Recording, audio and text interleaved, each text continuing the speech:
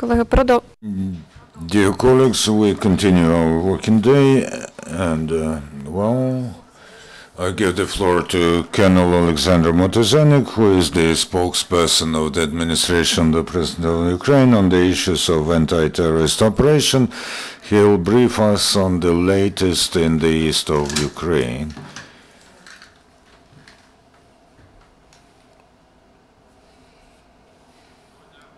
Good afternoon, dear colleagues.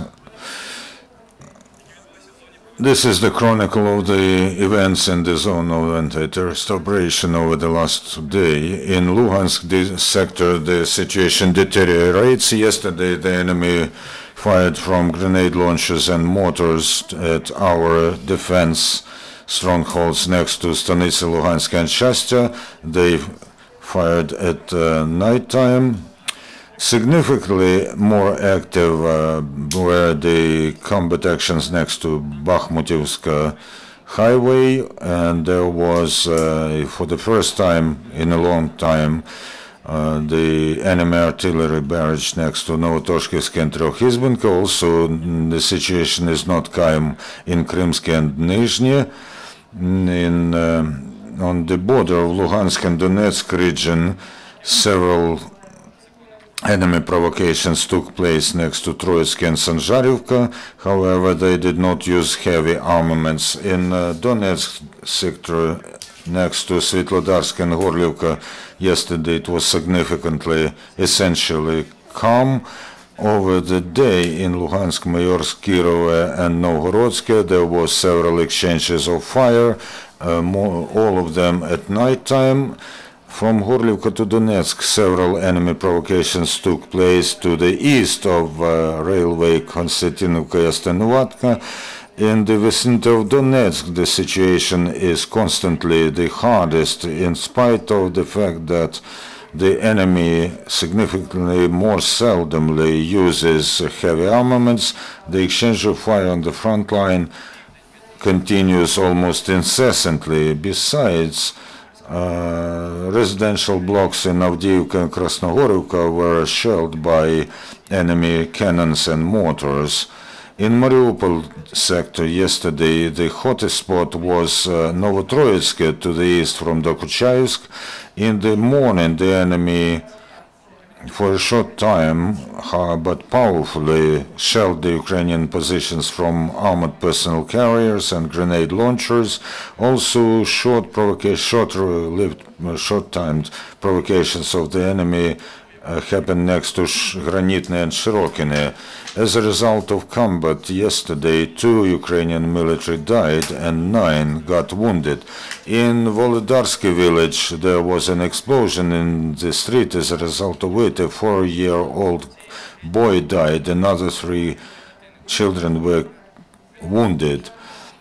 In the house of the mother of the dead child, a grenade from the handheld anti-tank grenade launcher was confiscated. We call upon citizens to be vigilant and don't have armaments, weapons at home. The servicemen who actually served the front line, they actually took part in the festivities dedicated to the Independence Day of Ukraine in the Dnipro-Donetsk region.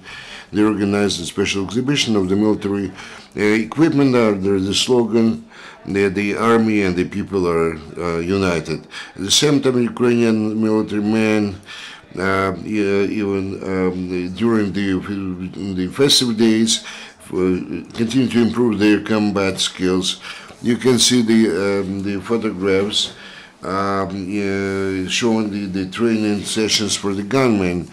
Much depends on the special training our military men. I'm talking about the combat capability of our army. Also, the National Guards successfully completed their 1 month's training. They were involved in repelling the attack and switching over to counterattacks. The major purpose of the training, further improvement of the interaction between different units, and development of the commanding skills to control and to manage the personnel during the combat situation in Ukraine, exerts all the necessary efforts in order for each military man receive the necessary medical treatment. President of Ukraine Petro Poroshenko visited the hospital in Berlin, where 5 of Ukrainian servicemen wounded at the front line are being treated. Also, they organized in Germany rehabilitation for our servicemen. Also, the chairman of SB, Colonel General Vasil Gritsak, visited the special service guys who were wounded in the combat actions. One of them was wounded, 25-year-old. The first lieutenant, the second lieutenant of the Alpha group was awarded the Magnitsky Order, third class. And the first question is, we had the information with Ruslan Bulatov that over Lugansk they noticed 5 fighters of the Russian Federation. Can you confirm or let's say disavow this information, and what kind of information could you share with us? First of all, I would like to say that entire craft units of Ukraine are absolutely ready to take care of the violation of our borders. According to their information, over the last 24 hours, no facts of violation of the frontier of Ukraine was registered. But we can assume that perhaps those traces in the air which our fighters could see, maybe they were left by the passenger aircraft, and not far from the Lugansk there is a narrow route passing. Maybe there was with the Russian fighters, and we know the Russians provide the training in the Rostov region, bombing actual training sessions, and the information about the violation of the air border Ukrainians has not been confirmed. Then second question, 3 days ago there was information that at the checkpoints the terrorists used the chemical weapons against our guys, and allegedly 10 of our boys are now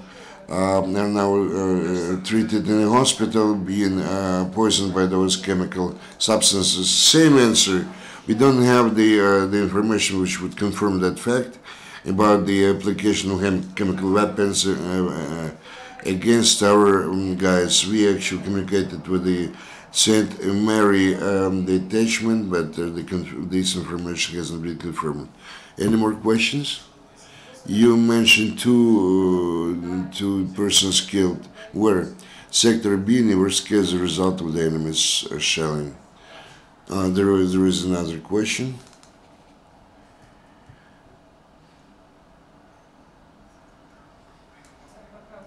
Well, actually, to echo the previous question, also there was an information passed today by Galen Dorig, volunteer. She said that during the night, as a result of shelling, 2 Marines were killed in Sector M. Do you have any information about that? She said 2 guys were killed and 5 were wounded. Also, she added that in Sobina they are being shelled every day. There is such a preliminary information. This happened this night.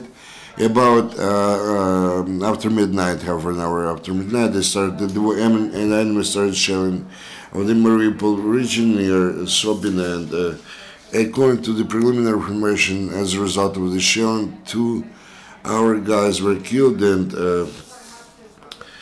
3 were wounded. More information can hear tomorrow, at the same time tomorrow during our briefing. Thank you very much, Canon. Thank you, colleagues. This brings us to the end of the briefing. Then the updated information can hear tomorrow at 12:30. Our next briefing will take place at 1300. Thank you.